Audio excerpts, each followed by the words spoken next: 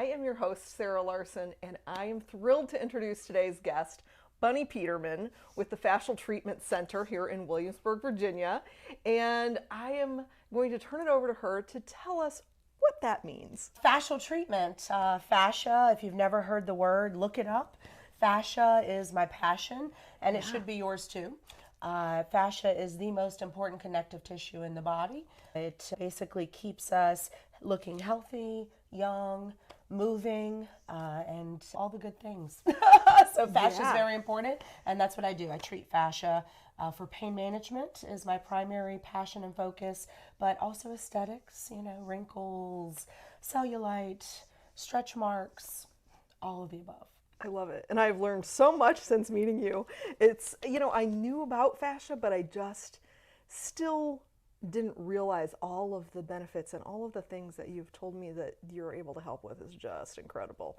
So I have Bunny's website open on my phone, and everyone I meet, I'm like, here, you need to go, let me share this with you. Look at these photos before and after, because it's incredible. It really is. Yeah. So we're going to get back to that in a little bit, how you got into this line of work, how you got into this fascia thing. But let's go back in time. I want to start with, what was your childhood like? Where did you grow up? Okay, so I'm a Virginia gem. Grew up in Tidewater. I was born at Norfolk General Hospital. I grew up between Chesapeake and Suffolk, Deep Creek for my early childhood, if you're familiar, and then downtown Suffolk, where Planters Peanuts is headquartered. So it was a very kind of rural lifestyle. My dad wished he had a boy, so I was fishing and crab pots and all that, very nice way to grow up, but very country bumpkin also. I also have a very unique religious history because we grew up as Jehovah's Witnesses. Really? Yeah, so I did not celebrate a birthday until I was like 18 and in college, and didn't celebrate Christmas. All those things, knocking on the doors, Jehovah's Witnesses. Wow. Yeah, it was a very unique way to grow up, both ways, I think. It is. Yeah. Well, I have a question for you because I don't know a lot about Jehovah's Witnesses. But a little bit. Had a knock on my door. Right, yes. Most So, people have that we experience. have had that experience, and I grew up in the Mormon church, so they also knock doors, but when they're a little older, not me. And I think mostly males, I never right? went to, well, my sister was actually a missionary, one of my older sisters. So Okay, that's cool. it's interesting, and actually I had a niece that did that as well. So I'm curious, because you did it at a younger age, you are such a bubbly personality. Like, was that something that you already had, or did that come out from having to be sort of outgoing in that sense? Growing up, and my friends would all agree with this, I was actually kind of introverted. Okay. Struggled with my weight a little bit, didn't really, feel comfortable in my skin. So I definitely was not the bubbly personality of today. But if there's one thing I credit Jehovah's Witnesses with, is you will be strong in what you believe, and you'll be able to defend it. Yeah. And I think that's helped me in so many different areas of life, and especially in this career because, coming from a therapy background, for example, you go to physical therapy for pain. They'll give you a bunch of exercises, stretches, maybe a heat pack, maybe a cold pack. They're not doing manual therapy. It's the very rare therapist that gets their hands on the person anyway. And those are kind of, chupacabras. And then we have these tools, which are not even a decade old. And I'm coming in with these white sticks, and fascia, and having to defend that against really a medical establishment that disregards it, that isn't familiar with the tools. So it was a good background because I can stand on the fact that I know it works. I can't remember who said it, but there's an expression that says the truth exists whether you believe it or not. It impacted my life a lot. It said don't be worried if 8 out of 10 people don't believe it, Right. All you need is the 2 out of 10, and y'all have the truth. Well, I understand. One of the things that I really love about what you do is how passionate about it you are, and how I mean, talk about standing up for what you believe in, man. You are doing it. I've heard you talk to people, me, but I've heard you talk in networking situations where you're talking about what it is that you do. And I was just blown away by just I can help you with this because blah, blah, blah, blah, blah. And how knowledgeable you are. It's incredible. Thank you. Yeah. Now, are you still practicing Jehovah's Witness? No. And my parents unfortunately divorced when I was 17, which is against the principles of the religion. And so both my mother and myself were disfellowshipped from the Jehovah's Witnesses, which is like, your father was not? Kind of a punishment. He was disfellowshipped. He was. I would have thought we would have been, cared for. Right. Some kind of support system, but we were all disfellowshipped. From the church. That's a shame because it does feel like it should be a support system. One would think, but that's okay because everything is for a reason. Everything's for a season, and that really being cut off from everything that I had been forced to believe and spoon-fed for 17 years. So when I went to college, I actually didn't think I was going to get into any type of therapy or medical. I have a bachelor's degree in psychology, and I took so many religious study courses that I have a minor's in religious studies. Oh, wow. Because I was like, there's got to be something out there other than these Jehovah's Witnesses. Yeah. And what did they believe? And what did they believe? And how did they come to their knowledge? And so, Isn't it interesting? I did not study as much as you did, but I did take a religious studies class in college that I just had a curiosity of what do all of these religions believe, and it's so fascinating.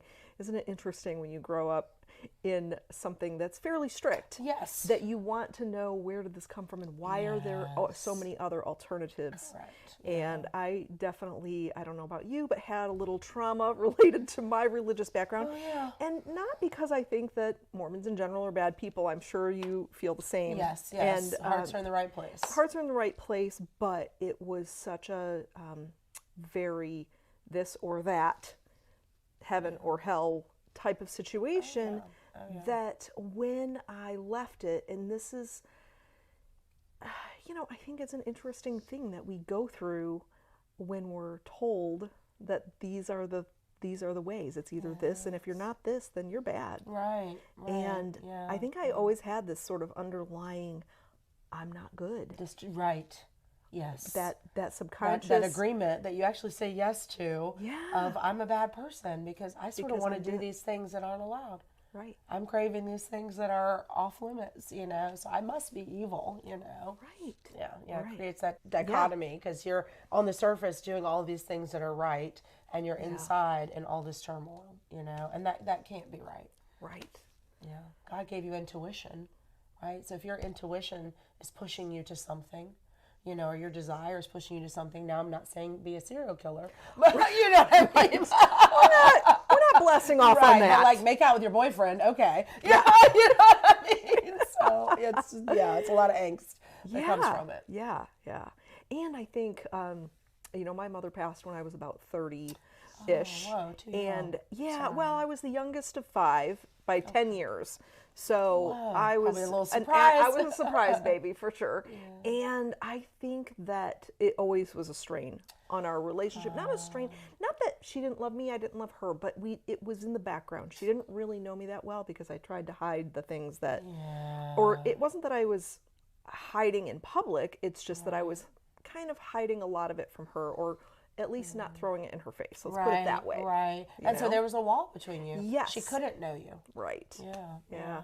But how did you deal with coming out of that situation and getting through that identity, moving on to a new one? I would actually say college was very helpful. My mom, after we were disfellowshipped, she was like, well, I just need to leave. I need a fresh start. I don't want to see any of these people who won't speak to me. I don't want to be around this. So she got a job in New York and moved to Brooklyn. Wow. Yes, into a small apartment. Okay. And she was doing eyewear sales. And I got into college. So I went to VCU, I lived on campus, and I'm always this, you know me, I kind of am like a planner. You know what I mean? Like, it's like, all right, this is You what I are. want to do. How can I get to that point, you know? So as soon as I went to college, I was kind of like, all right, I know no one here. I have no friends. What are the groups? Who can I force myself upon that, will like take me in and, I can have a grounding. Yeah. And so walking through the campus one day, I saw they were doing sorority rush. And I said, okay, this looks great. They all look very friendly and they want to know me. And so I did rush and Okay. became an Alpha Gamma Delta. And Awesome. I will say to anyone who poo-poos sororities that I was always safe at every party. Yeah. I always had somebody to call if I needed a ride. I always had somebody to call if I needed a study partner, if I didn't want to be at the library by myself, if I needed $20. You know what I mean? So it's you pay for your friends, I guess, there is that, but you're actually paying dues for all of the activities that they offer you. Right. That stuff doesn't come for free. And you're learning to be philanthropic if you weren't raised in that. Correct. Yes. For many, many years, I didn't even realize that was a part of sorority and A fraternity huge life. part of it, yes, But- is philanthropy. Yeah, Yes, so that's really And nice it's that about you learned building that. women up. And I think really I have never been around a group of people who are more people builders than sorority members. They're oh, Ebony, you can do this. You know what I mean? Like, come on. You know what I mean? Let's go. We'll do it together. You need that. Let's do it for you. And coming from like no makeup, no revealing clothing. Right. Like you are humble. I mean, celebrate your freaking birthday. You know what I mean? Right. You should have pride in who you are, pride in how you look. You're unique. You know what I mean? And it's Right. like, oh, wow, thanks. I needed that. Yeah. So it was this kind of huge boost. And over that 4 years, I sort of honestly became Bunny. You know what I mean? Like shifted who I was, became more extroverted because that was okay. I could actually figure out this is my personality. I didn't even really know who I was when I went to college. Yeah. I didn't know I was extroverted because our whole thing was about being introverted. Right, And- not shining, correct. Not shining. Yeah. not throwing a shadow on someone else, Correct. right? Correct. Yes. Not throwing a so shadow on someone else. Yes, exactly. So I kind of, then went to graduate school and you sort of fade away. But now I've really gotten back into the alumni and like every Christmas they do an event, at least go to that Christmas event because Yeah. it's like, how often do you meet 50 women that are going to build up all 49? Even the ones who don't really love each other, they're still going to be there for that person, So that's, yay, sororities, Panhellenic. All right. No, that's great. It's great because I think that, I didn't go away to a typical college experience, so I didn't know really other than what you see. Oh boy, On TV. let's face it. I grew up in the 80s and Yes, early, exactly. early 90s. You think sororities as is high school and hazing, college, getting so. drunk, you know what I mean? Like, Yes. actually, they have a GPA requirement. Yeah. Literally, like, if you drop below 2.8 GPA, you go on counseling. They don't allow you to go to the parties because you don't study enough. So it's like, it's impetus to do well, Yeah. to succeed, and to help each other succeed. So it was cool. You are so, like you said, you are a planner, but what is I just feel like there's this thing in you that you went to this huge school and went, okay, this is how I'm going to make friends, and then figured it out. Mm-hmm. What do you think that comes from? Oh my gosh, that's a great question. I wish I could answer that. My dad and my mom, very different people. My father is a lot more like me, analytical, sort of does a lot of observation and, okay, this is how it's going to be. My mom, I think life has more buffeted her around than she's kind of controlled it, And from a very young age, I saw this dynamic, of like my dad almost being able to control my mom because she didn't have her own voice or want to make certain decisions, And so then I was in this very controlling religion, and I kind of think that gave me a little bit of time to be like very on my own and to think about, well, what do you know, how are you going to make your life? How are you going to kind of put yourself together?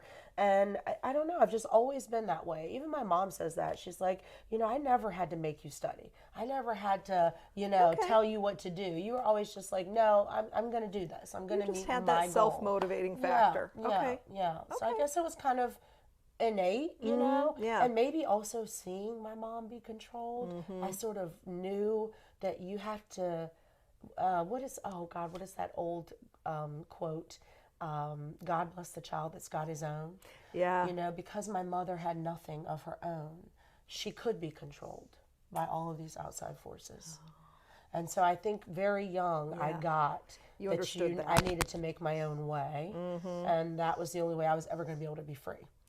Did your mom grow up as Jehovah's Witness? Like, where did that come from? Did your No. parents join like together? Was one in it? Tell me more. So my mom was born in 1955, so she went through integration of schools. She had a very rough upbringing. Her father was in the military. They were stationed in Portsmouth. He had 3 children with her mother and decided when he was stationed in California that he didn't want to bring them along. He since was married 4 additional times, and I have 11 aunts and uncles, 4 of whom are younger than me. Wow. Yeah. So Wow.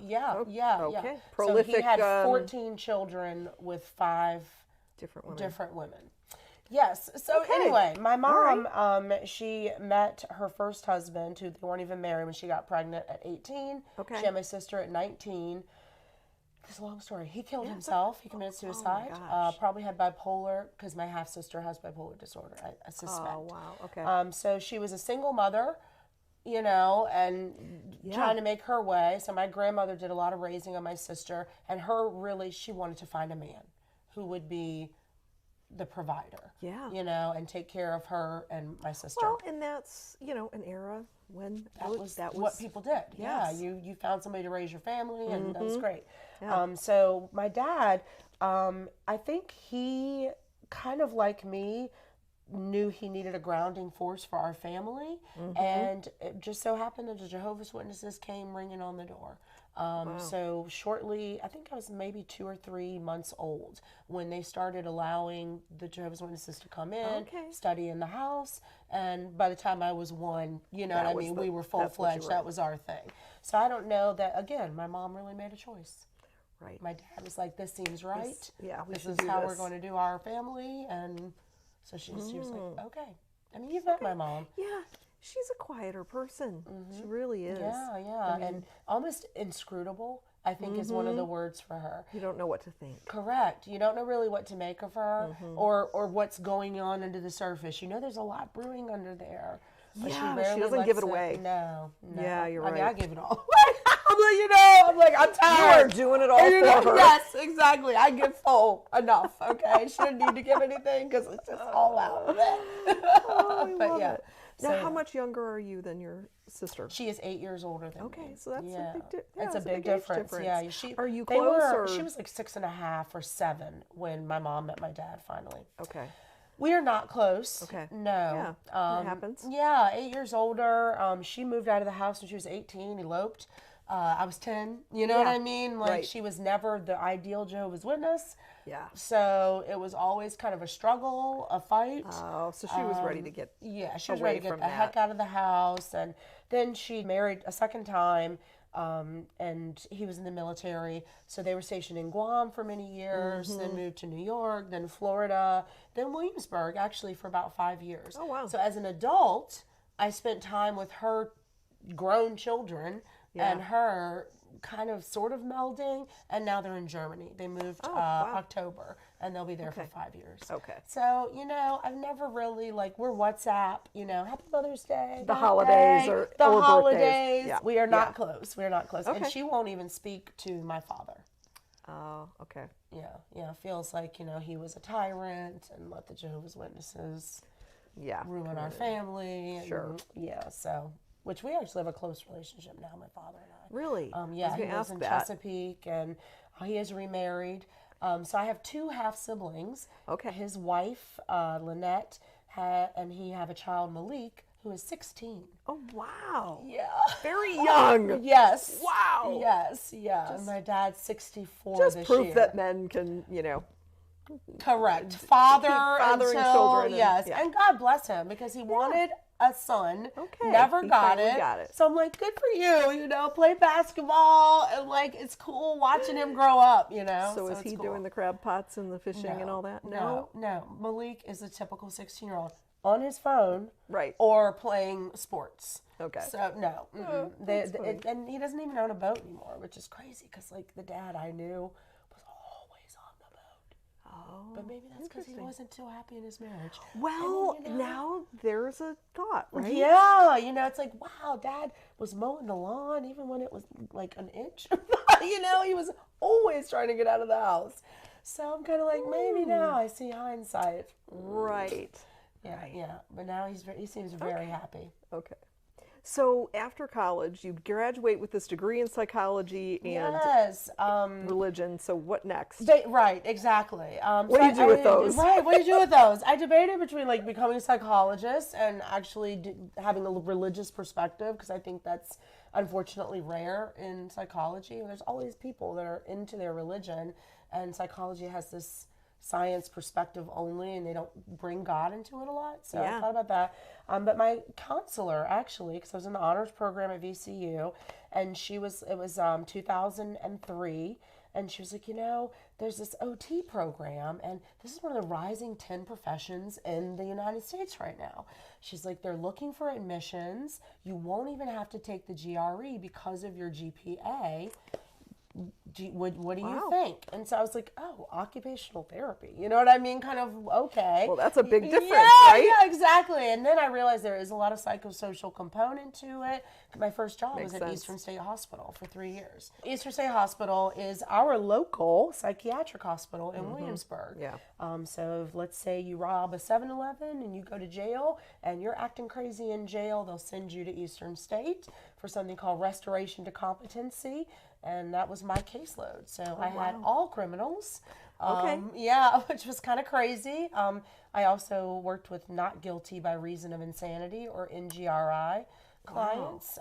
So we had a attempted assassin, won't name names. If you're familiar that they live in Williamsburg, Yep. you know who we're talking about. So very intimately familiar with that client. Wow. But yeah, so I had a great caseload, very exciting, very, very cool. So that was my first job. Yeah, that's how psychology kind of rolled in. Right. Yeah. That makes sense. Yeah. It rolls into the fascia too.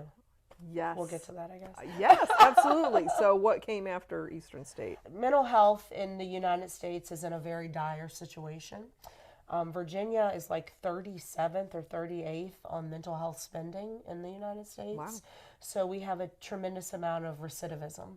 People go out, we get them better, they come back because they're not staying on their meds, their group home is not supportive, nobody's checking on them, and they, go back to their behaviors. So I was literally seeing the same clients get rearrested. And it was just really kind of depressing and sad. And then it boils down to babysitting a lot of times. So with my 2 degrees, I was calling bingo every Tuesday from 3 to 5. To keep people occupied? Yeah, and I was like, wow, I'm getting paid a whole lot to call bingo. I would also imagine that there's a lot of turnover in that industry because it's a tough place to be. It is a tough place. Especially if you feel like you're not making a difference because you keep seeing the same people over and over. Correct. And I'm like, how many times can I have coping skills group that has 16 modules with this same dude? You know what I mean? Like, dude, like we need somebody in the community that's coming in weekly and saying, how are you coping with this new job at Farm Fresh? Right. Is this working? There's got to be more to it. Yeah, there's got to be more to it. And so I think there's a larger conversation to be had about the community awareness and support of the mentally ill, from the youth all the way to the elderly, because we have a big alone, depressed elderly population. Yes. And we have a big anxious, depressed, worried youth population, and they're both being ignored. Yeah. So, at least in the middle, you've got some services, Sure. If you've ever had a job, you've got Medicaid. You know what I mean? Yeah. If you don't, you know, it's I think the middle population at least gets something, you know. So after Eastern State, I decided to go into physical disability. I was like, I've no experience with it at all, but let's try. And I jumped in the deep end with home health. Okay. So I got right around the corner at home care, went and got my first physical disability job. That day got a $22,000 increase in pay from working for the state. Well, so I was like, woo, this is very great. typical in the sense of, you know, when Sad you're a but government true. state employee, Yeah, typically sad not but true. a killer salary. No, not especially not out of school. You know, they right. get you at the bare bottom when you're Yes. coming out of school. So, and then as soon as I got into physical disability, I realized how much I didn't know. You know, somebody coming out, total shoulder replacement, for example, and they're, you know, have been in a sling for 2 to 3 weeks, depending on the doctor, and they can't move their arm. And I'm like, all right, let's move your arm. Exercise, you know, and there's no manual component, there's no soft tissue component. So I started taking trainings. You know, I was Okay. like, all right, let me learn a little about this, learn a little about this.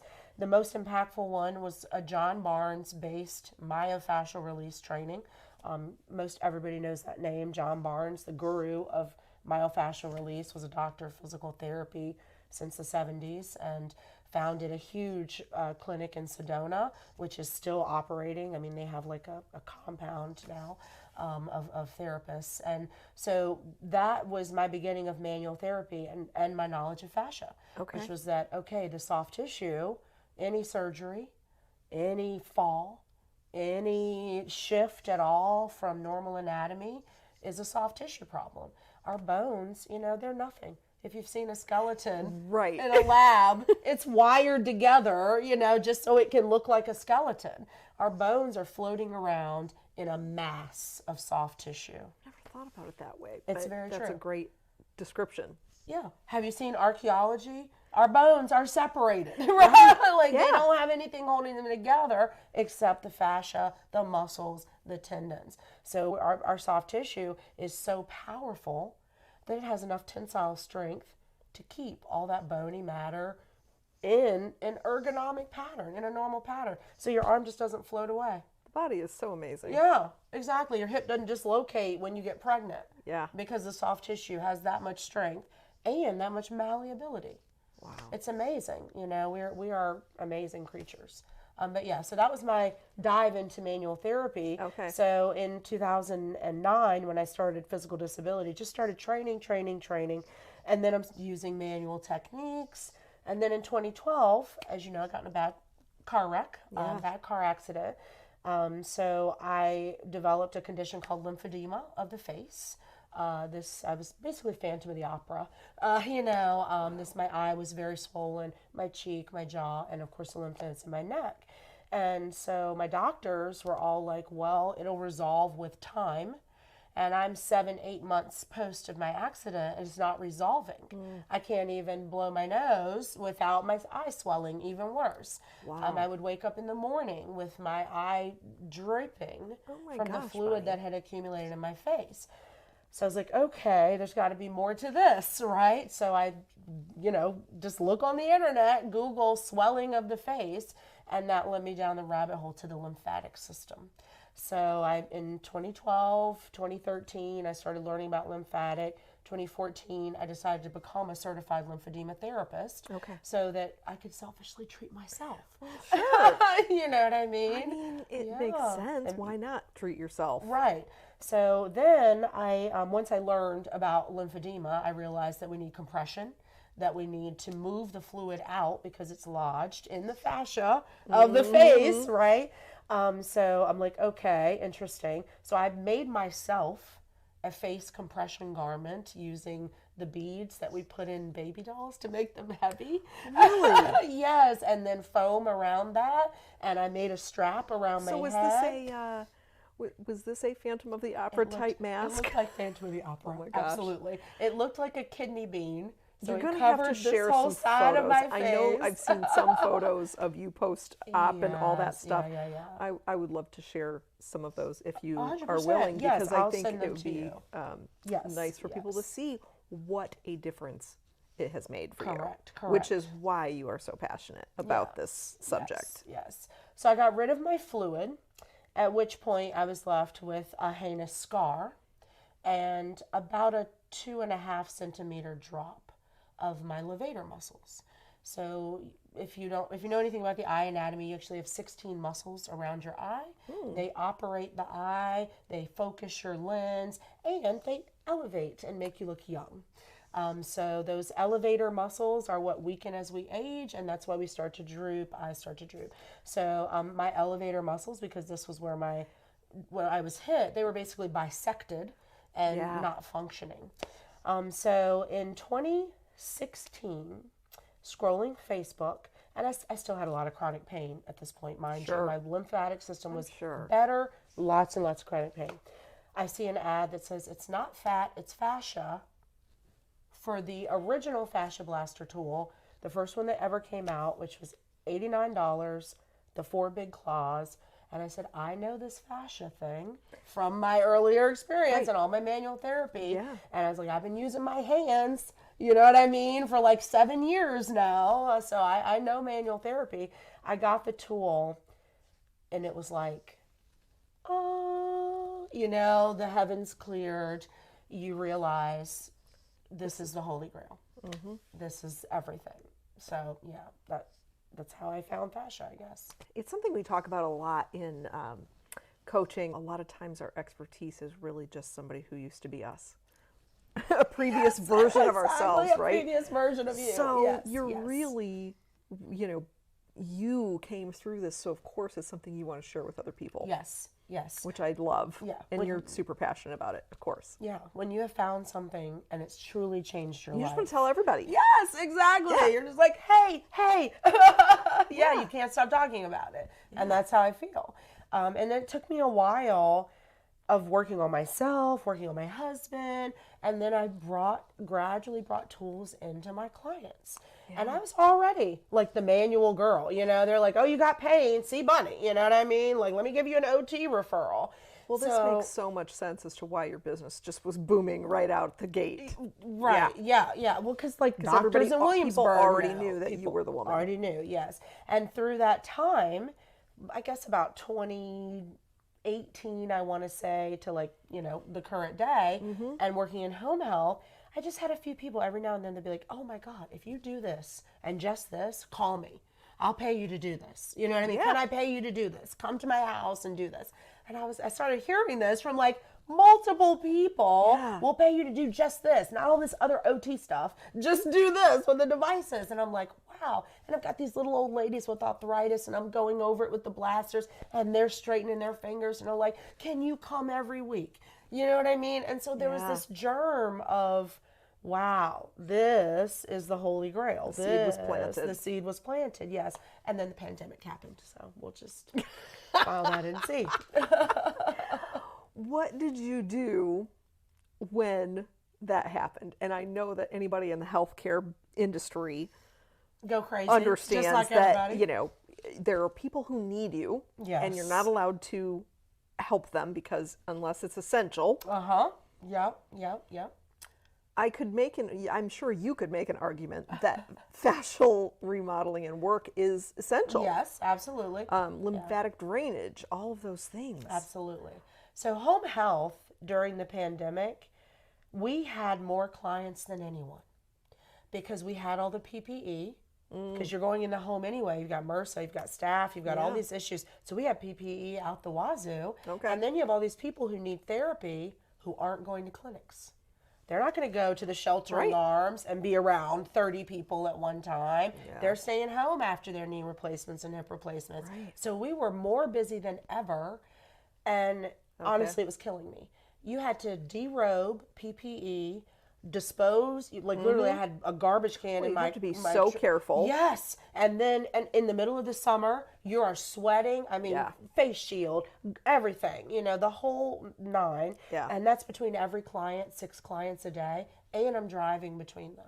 So I was pulling like 9-10-hour days, documenting to whine because like, you know, I'm so stressed.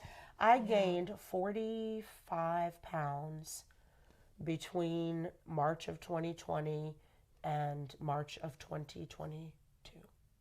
Wow. And it was all stress. Yeah. I couldn't go to yoga. You wasn't doing any of my normal healthy habits. What made you finally decide to start your own business? Well, I guess, the COVID pandemic, even though it had a lot of negative stuff and put me through a lot, I got COVID in February of 2022. Okay. And it knocked me down for 8 days. I do thank the PPE. You wear the PPE, people, you will not get COVID. I walked into dozens of homes infected with COVID, and I did not get sick. Well, I'm going to say one thing. Yeah.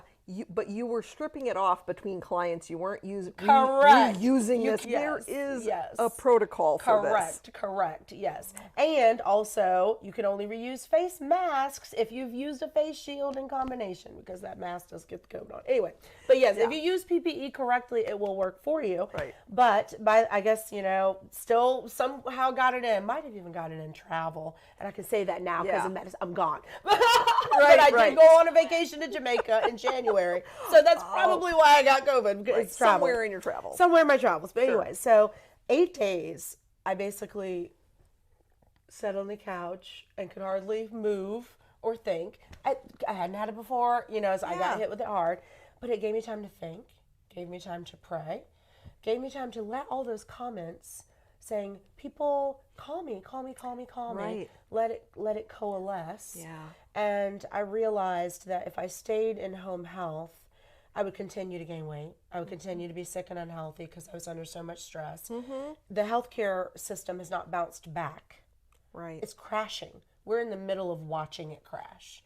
And I know that sounds crazy to people who are outside of it. We are at a 30% shortage of doctors. We are at a critical shortage of nurses, and they're leaving the profession in droves. So people, you're very fortunate if you live in an area like this with a population density of good hospitals, good health care. Yeah. So it basically gave me time to think. When you're off the hamster wheel, you can say, oh, okay, you know what? I could do it this way. I could problem solve it this way. And my first matter of business was I went through my phone. Because every client I ever had that meant something to me, I saved their name and number. Good. And I added up, and I had 16 that had said, if you ever do this for a business, call me. Let me know. Wow. And they were my first 8 clients. Half of them said came yes. to you. That's amazing. Yes. And so I started off, I was like, well, I'm in home health anyway. After 5, I'll bring my massage chair to you, bring my tools to your house, and we'll start. And that's what I started with, those 8 clients going to their house. And then, of course, I got my in-home clinic, and some of them started coming to me. And then I started getting more based on those referrals, and it just grew from that. It's just been snowball effect for you. Yeah. It's been so amazing to watch you grow. And I know I've said this to you before, but I honestly, when I first met you, thought that you had been in business for several years already, based on how busy you were and how your clientele was so steady. Thank you. And so it absolutely blew my mind to find out that it was really less than 6 months. Yes.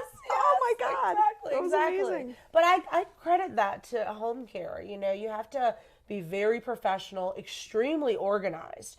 I mean, the scheduling part was half of my job. Working around your doctor's appointments, the other clinicians coming to see you, your need to watch Maury Povich, whatever. And it just was chaos.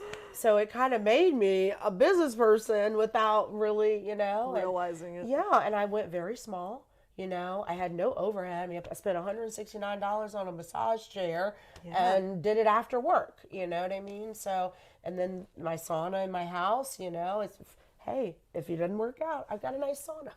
Yeah. You know what I mean? So I just turned a guest bedroom into a clinic. There was no overhead at the start, and I'm so glad that I did it that way, and it just built naturally. Somebody's feeling better, they tell their mom, sister, brother, husband. Exactly. And then they come and want to feel better. Yeah. So it's been beautiful. And you get those key clients that, are just... You have built a clientele of raving fans. Oh, And yes, that is the yes. dream of every business owner. And so been a blessing. that tells me so much about you, so much about thank what you. you're doing. And, because not everybody has raving fans. There is a certain level of care that is required to keep clients coming back. And so that is a testament to you in general. I try to give them that. Yeah. And also I think my sorority girl comes out. Everybody that comes in, I want them to leave happier than they came. Yeah. You know what I mean? Like I'm not going to be negative, and they come in sometimes complaining about life. Yeah. Everything's wrong. Oh, this is bad, and it's like we're pushing through this. We're healing. It's never a negative. We're always on this little, even if it's like this. You know what I mean? We're always coming up. We're always positive, and I think that's helped me. I have talked a lot on the podcast about a particular book called The Gap and the Gain. The concept is, so what you just described reminds me of that, because it's always looking at when you're in the gap, which is comparing to an unrealistic or impossible ideal, then you feel down because you haven't met that. Right. But if you look back to see where you've come from, you will see the gain, and they call it being in the gain. So it's the gap versus the gain, and the idea is that you cannot be in the gain 100% of the time, because if you're striving for that, you're striving for, again, an unrealistic goal. So the goal is that when you find yourself in the gap, that you can reframe it to put yourself back in the gain. Right. Yes. So I love that you have this outlook where we're not going to sit in the negative talk. I want you to see, look where you were. Here's where you are now. And it may seem incremental, but look where you were 6 months ago, a year ago. Yes, exactly. So I love that. Yeah. So let's talk about what you do here in the clinic. Awesome. Which, by the way, is where we're recording today. Yes. So every new client gets an assessment session, and that goes over everything that talks to you during the day. If you wake up and your neck feels tight, or your back feels tight, or your hips, or whatever, I do have an assessment form where I sort of mark everything on the body. And then if you're an aesthetic client, we take before photos. Photos are so essential, okay? Ladies, if you're doing anything for beauty, take a before picture, please, okay? If you want to know if your Pond's cold cream works, how you going to know? Just by looking at yourself over the course of a few weeks. Right, we don't see the minor changes. Right, exactly. So you have to have a before and after photo. Exactly. So we take before photos, and Ashley has been really, really great in how to do those photos so that you get the same photo, the same position every time. Great. Now tell us about Ashley. Oh my gosh. Because this is the person that you found on Facebook, correct? Yes. With the tools, correct. The Fascia Blaster tools. So for anybody who's not familiar. Go to her website, ashleyblackguru.com, Guru. She is the founder of this tool company, the Fascia Blasters. Whether or not you like the name, okay, they're amazing, all right? Yeah. The tools, they took all of the work off of my hands, off of the hands of all these therapists and also individuals, okay, who were trying to work on themselves. She has a chronic pain background, rheumatoid arthritis, developed a necrotizing infection in her hip. Wow. From getting fluid drawn off, actually. And it ate away pelvis, hip, and some of her femur. She has a custom prosthetic in her body, and came out of that surgery unable to move, realizing that she needed something deeper to get to the soft tissue, and had no intention of really inventing a tool, but her chiropractor knew a plastics manufacturer. And he said, I don't know if we got a tool on the market that's going to do what you need to do, but maybe you can make something. So I think they had maybe 4 or 5 trials, came out with the prototype that we now know as the original Fascia Blaster.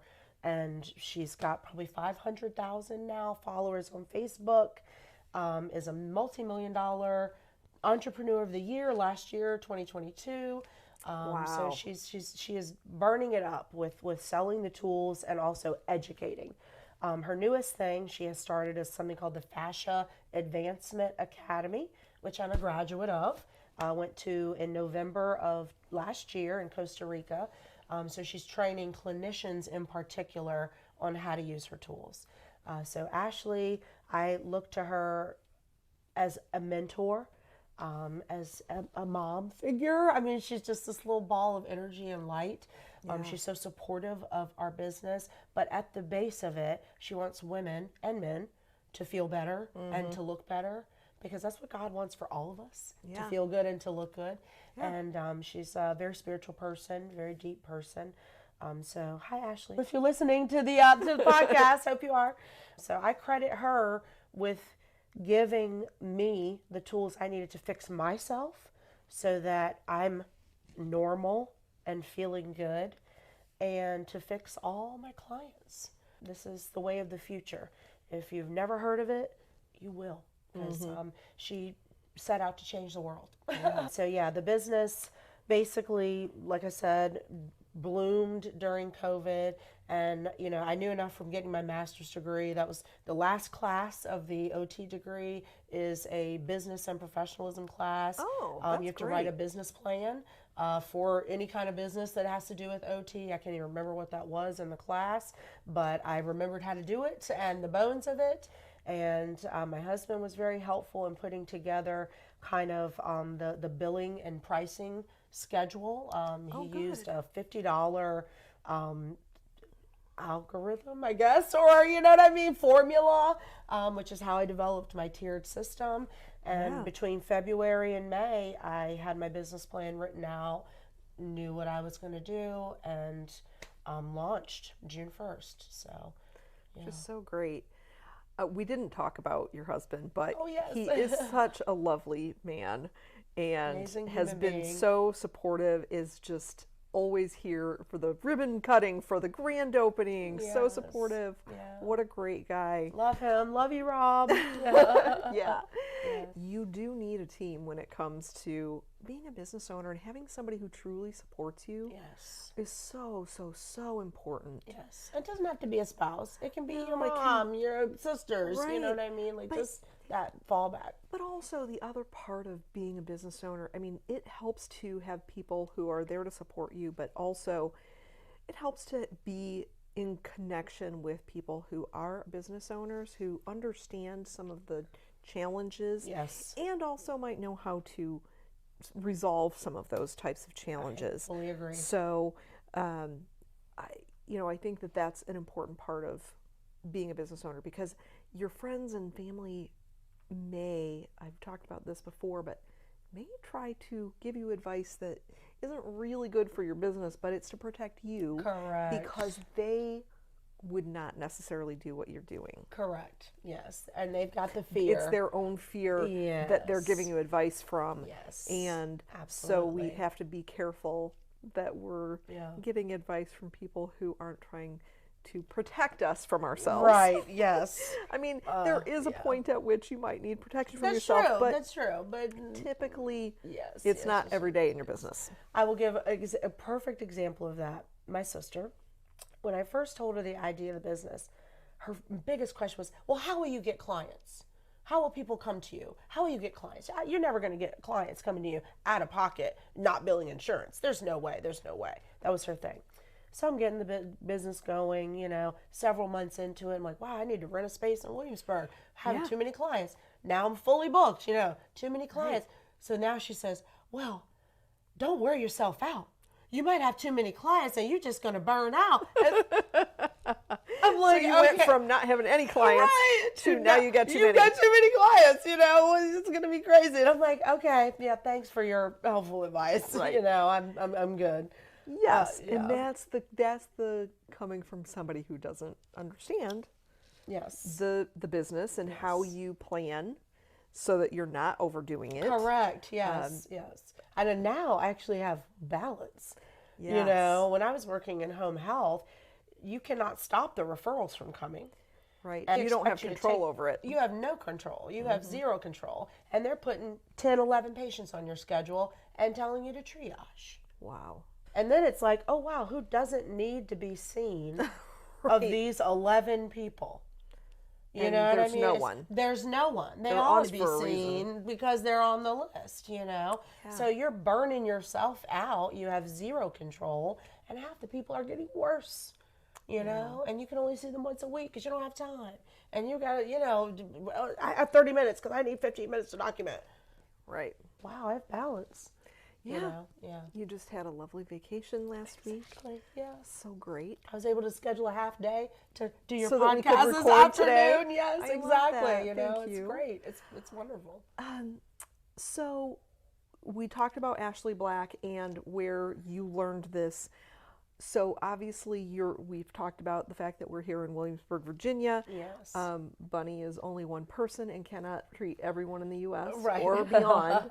Where can people find what you offer in their area? Great question. Ashley has launched the Fascia Finder website. It is FASCIA Finder, FINDER, all one word, .com. Okay. You put in your zip code, and it'll pull up either 25 or 50 miles, whichever you prefer. So you can find great. anyone who is a graduate of her academy. So you can find your own bunny. Yes, you can buy your own bunny. Yes. Shout out to the only other clinician in Virginia, the body thief, Shanita. Wow, So if you're up in great. Northern Virginia near Vienna, Okay, you've got she's the one to go to. Yeah, yeah. And I think she's thebodythief.com. Okay. So very aesthetically focused, as you might have guessed Yes. from the name. But yeah, there's Yeah. 2 in Virginia, so I'm kind of proud of that because Wow. there's whole states that have no That have representation. no representation. Yeah. Maybe we trigger somebody to want to get into it. Correct. Because I think from there are what it is that you have. tons of massage therapists, physical therapists, OTs out there who are wearing down these guys and have no clue Yeah. that these tools exist, Right. and would be Because the snapping it hands up. can't get as deep, can't do what these tools can do. Correct. You simply can't exert the tensile strength and pressure needed to break the fascia. Ashley uses the metaphor. It's like trying to brush your hair with the back of the hairbrush. Right? Yeah. So you're only ever going to get kind of flat, and every single knot that you had starting with is still going to there. be in there. And that's why you walk out of a massage feeling a bit relaxed, like you got a lot of blood flow, great, but you don't feel better. You don't feel like the crick is really ever gone, or it comes back Yeah. the next day because the fascia still has that bind. Whereas we are brushing with the bristles, and so eventually, just like with a hairbrush, the knot will disappear and you're better. It doesn't recur. Thank you so much Oh. for doing this today.